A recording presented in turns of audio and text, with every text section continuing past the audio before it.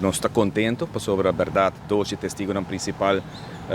está considerando a principal, que pode testiguar naturalmente, que a gente aqui atrás sobre a acusação tá que a pessoa aqui não atrás e nunca minha de encontrar 5.000 páginas na casa aqui bontai gente disse que não atrás de meu período cada vez a mencionar que tem período de ministro que sigue minha pessoa que está Marisol Lopes Trump tempo gente não atrás e hoop duidelijk is hij nog ook para minha responsabilidade. Me quer dois testigos não que o acordo permitir, me quer juiz não a hoop duidelijk também para sobre na puntrami para que não está justificado dois, mas bisa não você dois que pode testiguar, contrário na lo que não tem gente era do jeito que se gente na que tra diretamente com não saque não tá hasi não sai trabalho não tá laborar para mim. Que para mim sei tá hoop importante. Me quer importante também tá a expressão para que por exemplo o documento que nós põe hoop importância de que o juiz tem por minha instância usa o caso civil contra o spookambtenaren, que tem caso civil em todo caso de vonnis está punir, of que nós por lesa, tá que unicamente não mencionar o período de ministro novo, que me tempo é Marisol Lopes Trump, que ainda não atraja,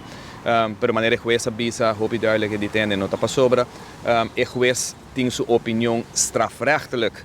maneira que ela põe ele dentro de uma instância, mas não também reevaluar e não lo aqui de novo a base de efeitos. Sei do nome hoop rus, para sobre ora vou ler esse documento para que está hoop duidelijk te mostra que está papo de período que está outra de ministra que seguimos. Eu me estou contente que sei e hoop duidelijk nos lo pai den e caso nos dilante preparar nos mesmos hoop forte e automaar do ber por segurar a comunidade aqui